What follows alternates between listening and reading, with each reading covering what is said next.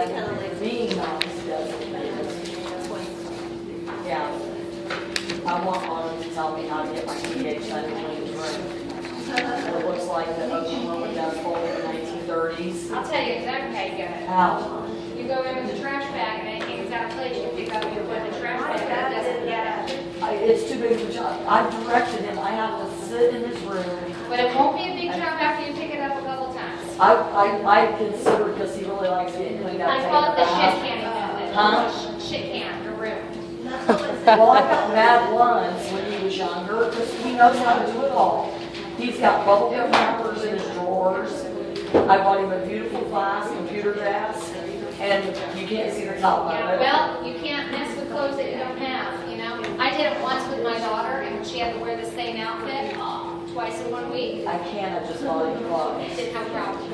Okay, grab your outlines.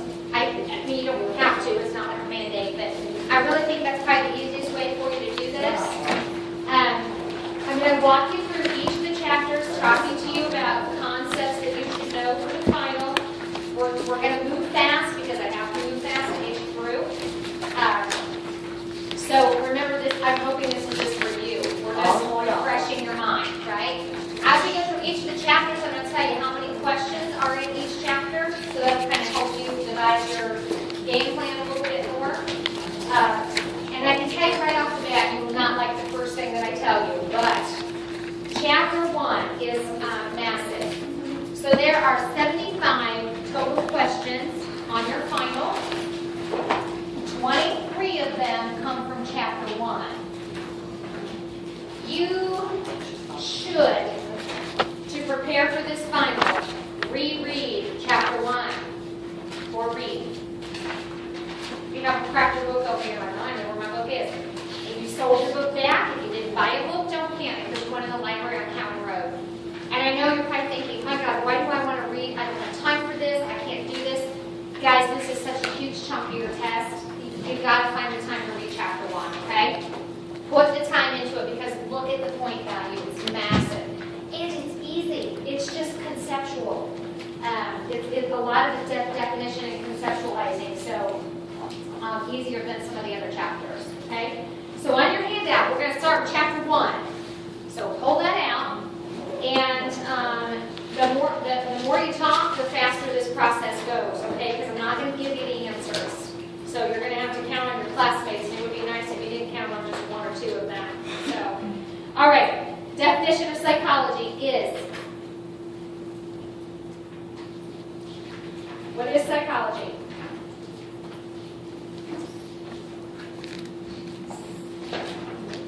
What is it? It is the scientific study of behavior and mental processing. It is the scientific study of behavior and mental processes. So that tells us that psychology is a science. It tells us that we do study behavior, and it tells us that we do study mental processes. So if somebody asked you a question about psychology, you would say, yeah, it's all of those. It's a science, it's the study of behavior, and it's the study of mental processes. Okay? Psychology, long before it was its own field. What was it rooted in? Where does it come from? Philosophy. Very good. So psychology, long before we had our own little field of study, was followed under the umbrella of philosophy. Very nice. Okay, there are 4 goals of psychology. What are they? Very good. Describe, explain, predict, and control. Know the 4 goals. Know what they are, and know what they are definitionally. The 2 that I would know if I were studying definitionally are these. Know the 4 goals, though. Okay? What does it mean to describe?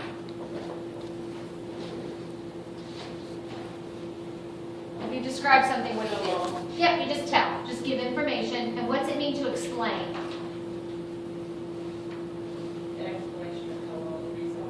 Very good.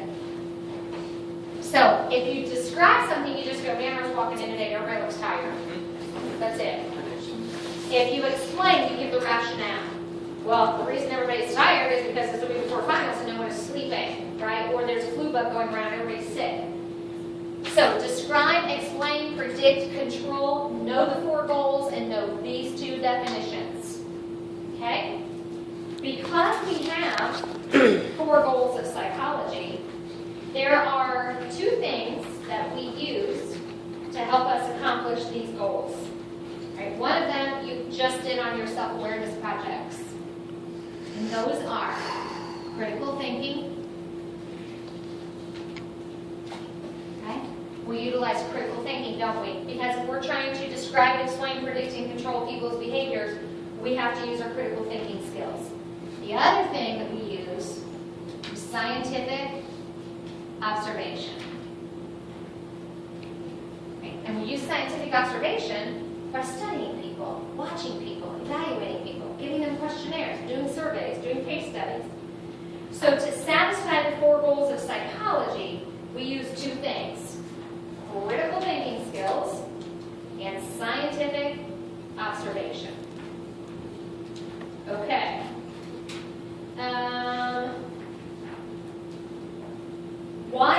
Okay, go to the very top of chapter 1. First part of your outline. Who is the father of structuralism? Wundt, yeah. Wilhelm Wundt, or Wilhelm Wundt here in Indiana. And who is the father of functionalism? William James.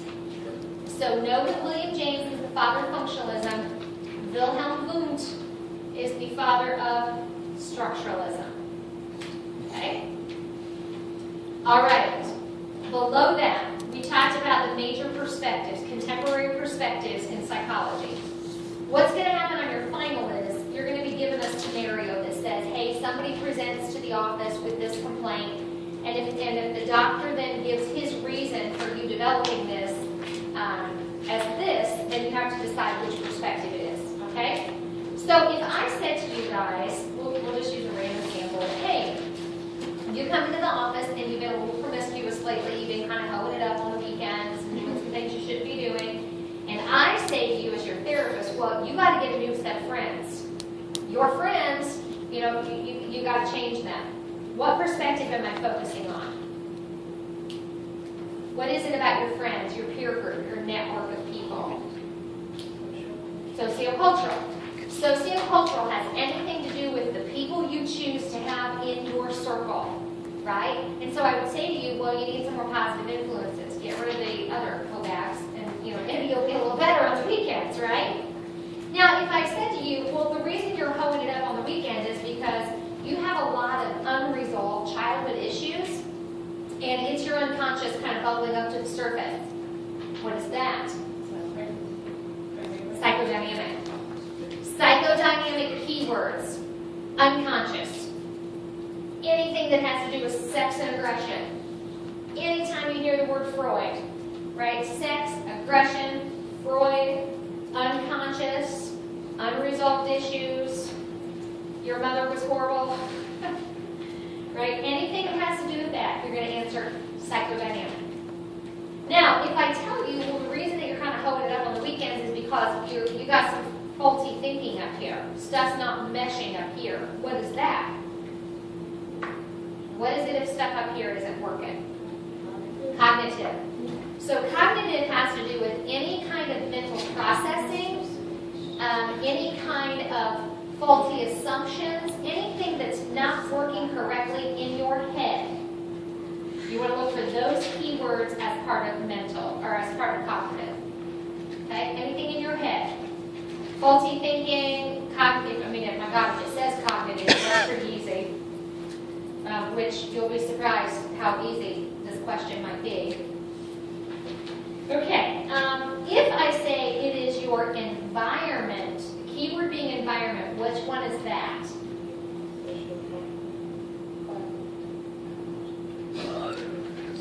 Which one's environment? Your home.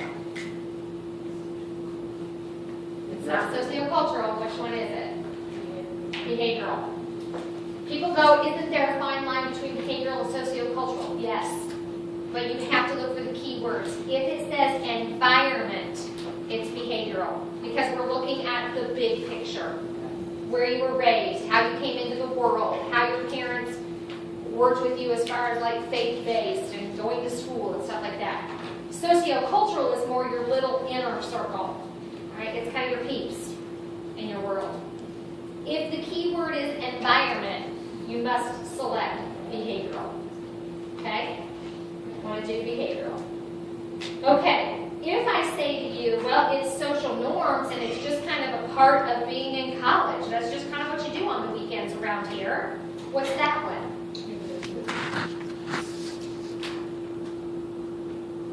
Part of being part of college. People you're hanging out with, sociocultural. Don't be afraid to answer the same thing twice.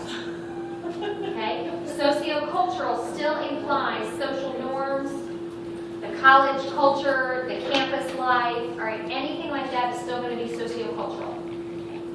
Now, if I say to you, well, you know, the reason you're just kind of hoeing it up on the weekends, honey, is because you're just trying to become a better person and you're trying to grow. You're trying to become like a sexual stallion. Who would that be? Who's like, ooh, let me feel good about yourself and tell you all the wonderful things you do? Humanistic. So if it's about personal growth, making yourself better, being better tomorrow than what you are today, if I kind of sugarcoat it, that is going to be very humanistic. Okay? So all about like self-fulfillment, personal growth, hey, be all you can be kind of attitude. Okay. What if I say, well, I think there might be something wrong with your brain. We've got to do an MRI.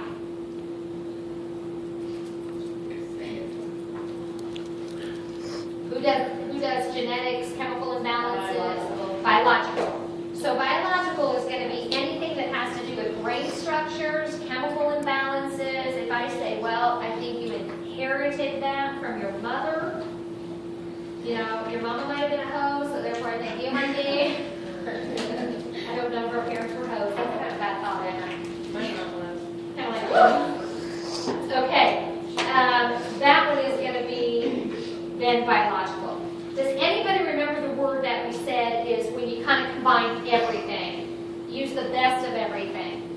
Anybody have that word down? Eclectic. Eclectic means you take the best of every philosophy and you utilize them. So you use some components of behavioral, some of biological, some of cognitive, some of humanistic. And to make it good, to make it the best it can be, we take a very eclectic approach. Remember, I think probably in class I said like it's the casserole dish. You bring together all of the good components of everything and use them. Okay, why? We already know that science, that psychology is a science. Why can I say without a doubt that it's a science? Why can I say that? Flip your page. It's at the top of the page.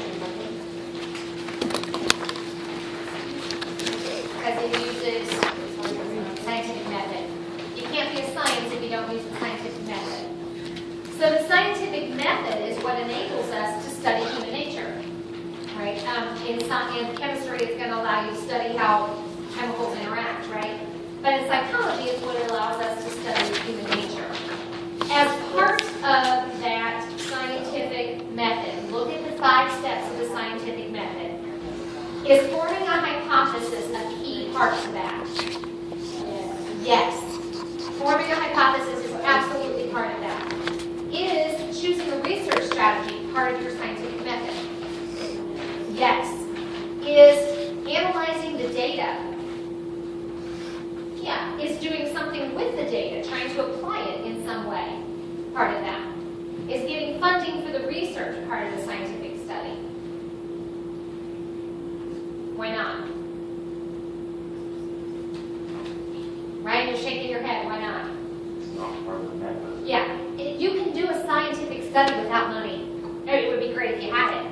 But if we wanted to study something like binge drinking behavior of high-tech students, we don't need any money for that. I can stand you right out here with a piece of paper on Friday night and say, as people walk by, ask them if they're a high-tech student. If they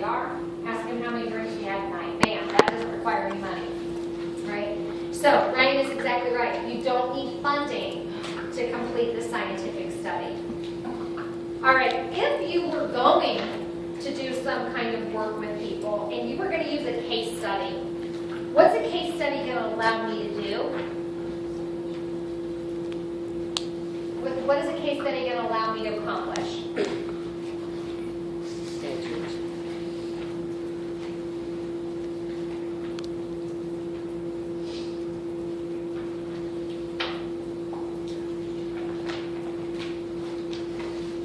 What is a case study?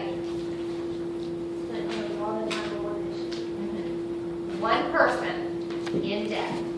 I spend a lot of time on one person.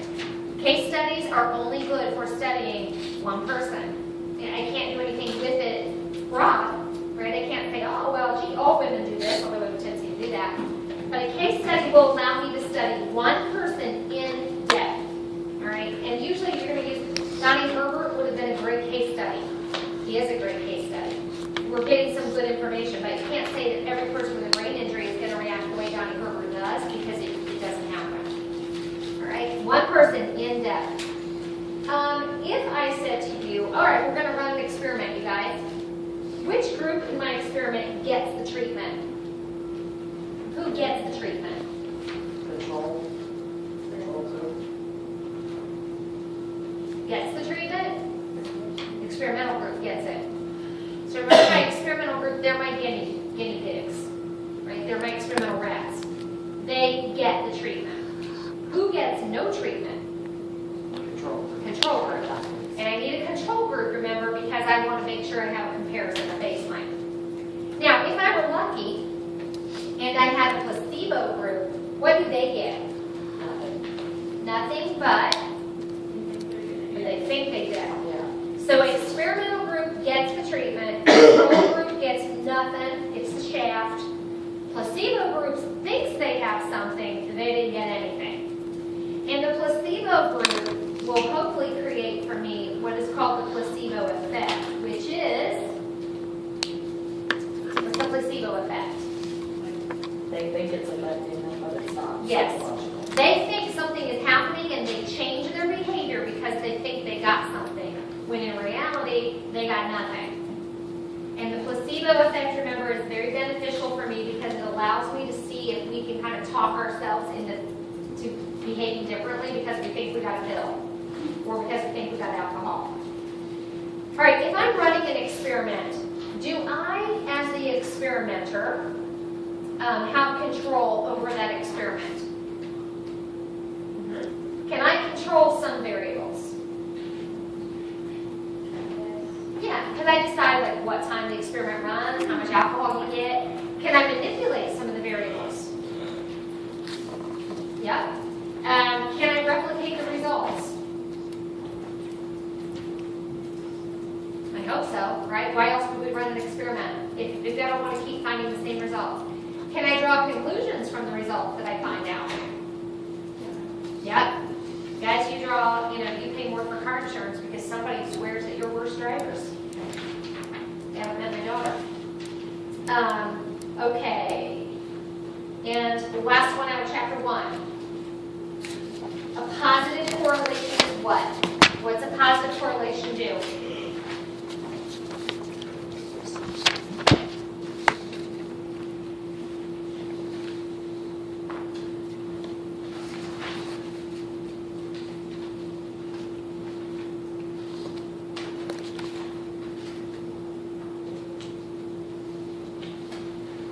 What happens in a positive correlation?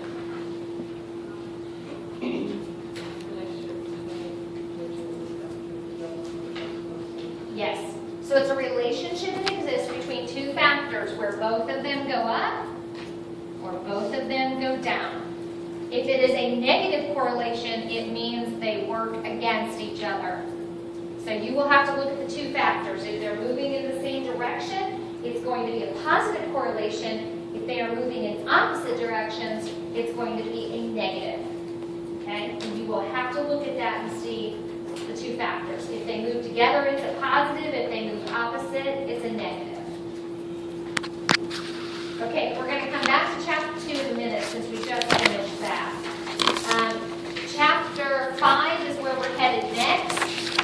Chapters 3 and 4 don't have any questions on the final.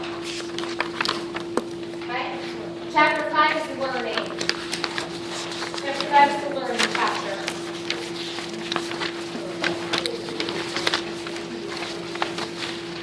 You'll find classical conditioning, operant conditioning.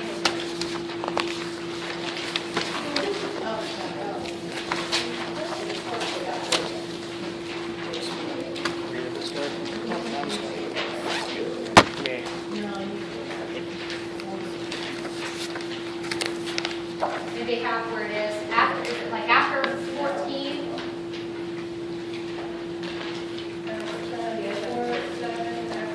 Okay, so it's after 14 before 7, chapter 5. All right. Learning, we said, is a relatively permanent change in behavior that results from what? From failure, experience. The only way you're going to learn something is to not get it right the first time. The only way you're going to get better at throwing a football is to suck the first couple 100,000 times you do, right? So learning is a relatively permanent change that is the result of failure or experience. Sometimes we're going to make you feel better. Humanists would call it experience. All right. We talked about habituation at the top of that outline. And we said that habituation is one of the easiest forms of learning. What is habituation?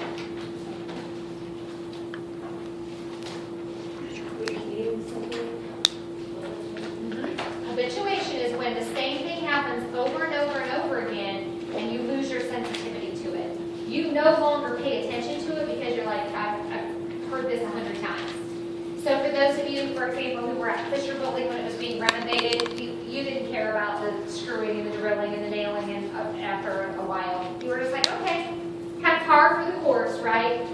I think we're all getting habituated to the cluster mess down here, and oh God. I just keep thinking, surely when we come back from school in August, we'll have some roads open, right? So habituation, decreased responsiveness to something because you keep getting it over and over again. All right, classical conditioning. What happens in classical conditioning?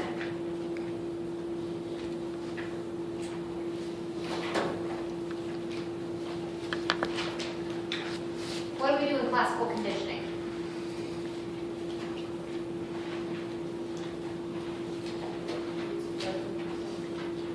What?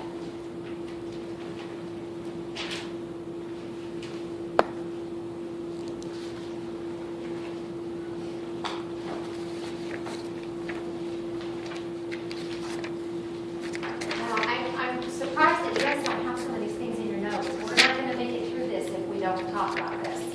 What is classical conditioning? Pavlov's dog. What happens? You put two stimuli together. You pair two things together. And then what ends up happening is we blame the innocent party, remember? So Pavlov's dogs, we got to respond to the bell even though it was really the food. You guys blame the alcohol. It really wasn't the alcohol. It was the White Castle. Or you blamed the White Castle and it was the flu.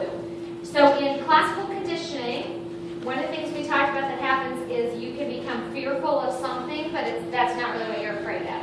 So if the test question said like, oh, you're afraid of your teacher or the doctor or the dentist or something like that, it's not really the doctor, the dentist, or the teacher you're afraid of. It is whatever elicited that fear. Okay. So remember, classical conditioning is pairing things together.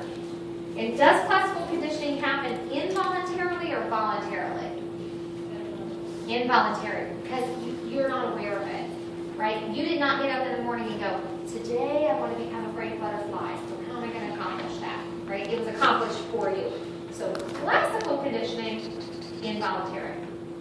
All right, look at your, there, we talked about successive approximations. Right above, was it above classical conditioning maybe? Anybody see successive approximations? Oh, yeah. It's part of what program? Shaping. Successive approximations are part of shaping, and what happens in shaping? I'm molding your behavior. I want you to act a certain way. I want you to talk a certain way. I want you to be a certain boyfriend for me. So shaping is part of, or successive approximations are part of shaping, which is molding your behavior. And remember, the successive approximations are the baby steps.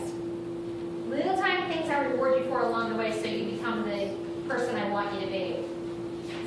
All right, if I made you guys come into class and take a pop quiz occasionally, or if your employer would give you random drug screens, what type of a schedule are you on? What schedule of reinforcement are you on with a random drug screen or a pop quiz? Variable interval. Very good. Variable interval. Variable because it's changing. Interval because it is a time. So you may have a pop quiz today, and then you might turn around on Monday and have another one. So random drug screens and pop quizzes are variable intervals. Okay. Look at your little chart we did, your punishment and reinforcement chart. Remember that eons ago? Punishment does what to your behavior? Decreases. And reinforcement increases.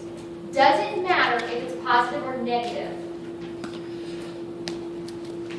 Does it matter if I use positive or negative reinforcement for your behavior? Why not?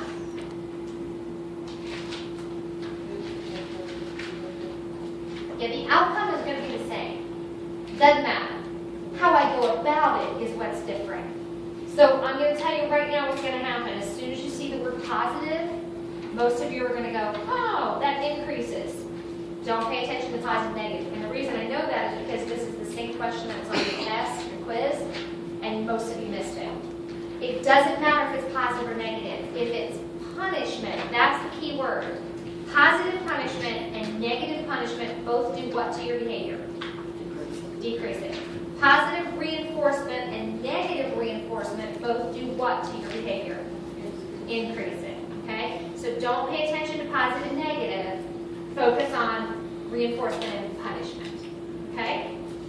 Increase, decrease. All right, that'll take care of 5. Next chapter will be the big thing where it says memory across the top. I think it's towards the back for you. Positive and negative reinforcement is good. Memory? It doesn't matter if it's positive Oh, or shoot, I'm going negative. to take any questions. Punishment, it's decreasing, and then positive or 7 negative questions out of chapter enforcement 5. is increasing. Yeah. 7 questions out of chapter 6. Memory. All right. Anybody have it yet? What's it after? It's right before. Number 4. After 10. So it's more towards the front? No, more towards the back? Halfway in between. It says memory real big at the top. Okay, so this one has 7 questions as well.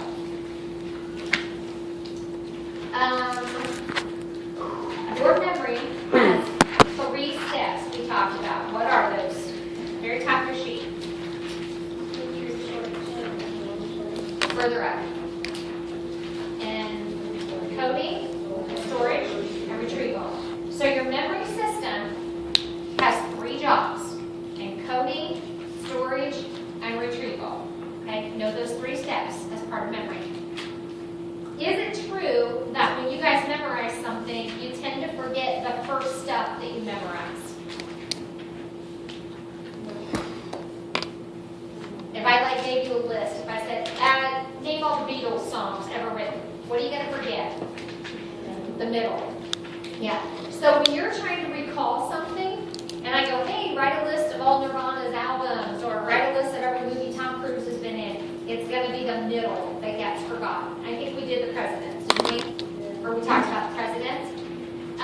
So it is true that we remember the beginning and the end and not the middle. Middle gets almost. Okay, which one of our memory systems is the one that's pretty massive and pretty permanent? Long term. Very good. We don't really know how much crap we can shovel in there, but it's a lot. lot. And our short-term memory then can hold how many items best? What's our good number? 5 to 9. And we get that from 7 plus or minus 2. So short-term memory ideally is going to hold 5 to 9 pieces of information. All right, very good.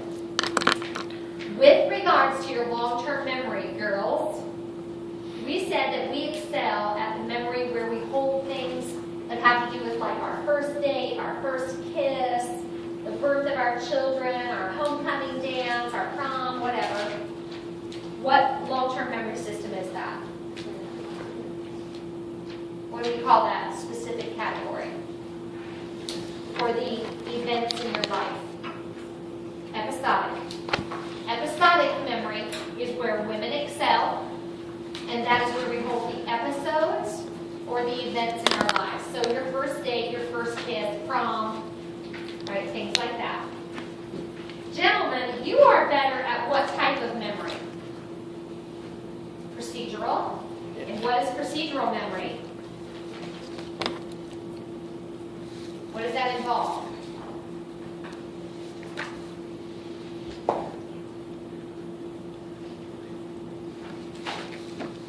Habits. Habits and skills, motor skills. Riding a bike, parallel parking a car, changing the oil in your car, hands-on activities. Gentlemen, you excel in procedural memory, which has to do with things that involve motor skills and habits. Girls, we are better at episodic, the events in our lives. Okay?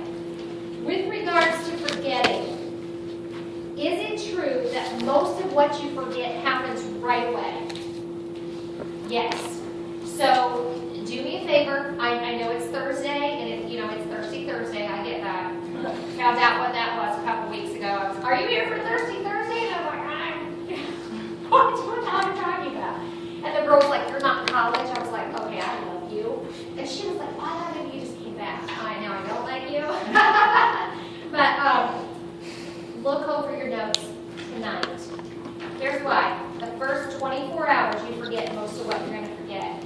I'm not asking you to study for your final, but just go home sometime today or tonight and just read through the notes you're taking right now. Just to give yourself a little memory probe. I promise you it will help you next week. Okay? Don't wait until next Thursday, 2 in the morning, to start looking at this. Look just in the next 24 hours, when you're riding home on the Mids bus, whip out your notes and just look through them and just go, okay, and just, talk to yourself, do whatever you have to do to kind of commit those. Most of what you're going to forget happens right away. And sometimes you forget things just because you never put them in there to start with. Remember, like